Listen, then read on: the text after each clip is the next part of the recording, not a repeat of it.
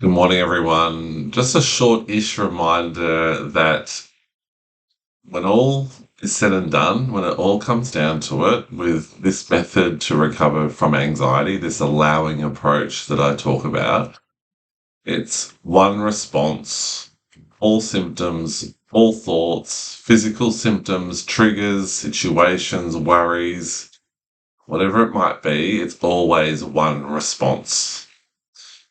Now, often that feels too simple. Often the mind tries to work it out. We try and think ourselves through a current physical symptom, a current trigger. But at the end of the day, it's all just adrenaline sensitization fueled symptoms because of cumulative stress on the nervous system. So any what ifs, go loose. Any tension, burning sensations, heart palpitations, digestive issues, headaches, tension, blurred vision, dizziness, one response. Feeling sick in the stomach, tension in the stomach, back, one response. Allow, go loose. Do what you need to do. Stay as long as you want. Allow, allow, allow. We're trying to not let anxiety get away with the bluff because it's going to try and rework itself. It's going to come at you in different ways. Remember, it's a learned habit. It's trying to survive with all subconscious habits that we've learned over the years. Stay there until we retrain the brain because they're all considered essential. There's some good habits we've learned that we don't want to forget. But remember, we're trying to cut it off at the pass. It's like we've got it's not quite the right metaphor. Always got this shield, right? The anxiety comes here. I'm like, no, your same response, allow, do what you need to do. Do what you need to do. Do what you need to do, whether it be a physical symptom, a what if, a situation, an event that's generating symptoms or worries. Same response, allow it. So we're allowing it all to come, do what it needs to do as we go loose and allow.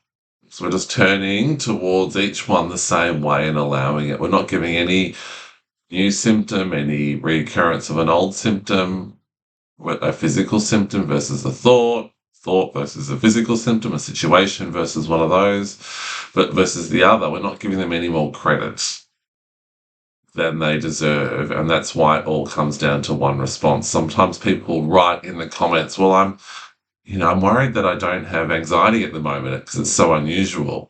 And all that means is it's great that their sensitization levels have dropped a bit so they don't feel as anxious. But the fact that someone's writing a comment saying they're worried is anxiety. So one response, all versions of anxiety, whether it's severe panic, whether it's just general low level anxiety that seems to be ever present, whether it's just a worry, some sort of stress trigger about work, about a relationship. Always go loose, practice it. And there is never a situation where you shouldn't go loose, allow, and practice first. Decide if action needs to be taken later. It's all just adrenaline fueled. I would argue the general population who don't have anxiety could benefit from using this method because everyone gets stressed and gets a bit obsessive about some situation, depending on what's going on. So we have, through this method of allowing, knowing that it's sensitization, we actually have more information than others. And we can potentially use that in everyday life. So there is never a reason that you wouldn't go loose and allow. Even if you decide action has to be taken about a situation, if you've got a health anxiety, allow, go loose. It's just adrenaline. What if that headache's something more serious? Allow. What if that, burning sensation's something more serious? Allow.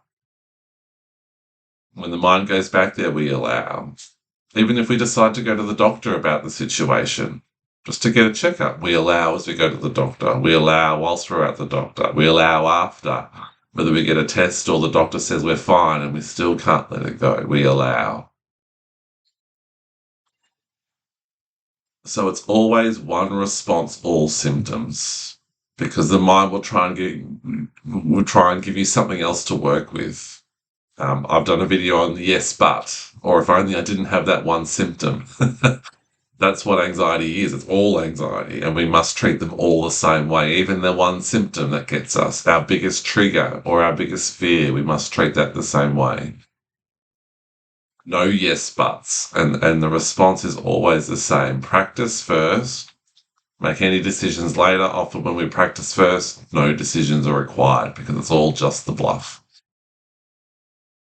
So I hope that helps. Just a reminder, because often we get caught up in, is my situation worse than others? Will I recover? I've had it for 10 years. Does that mean I can recover? And that's all to be responded to the same way. All those thoughts, the analysis, how long has it been? It's been 3 weeks. It's been 2 weeks since I've been in a setback. It's been a day. It's been an hour. Allow. Any analysis of the situation you're in. You know what this is now. Allow. Go loose. Takes energy to do this. But we're just ensuring that whenever the anxiety arises, allowing it all in all its different forms. We're calling out the bluff. Every time we allow it in a new form, we're getting closer to recovery. So I hope that helps. If you've got any questions, let me know. But otherwise, as always, I will see you again soon. Take care.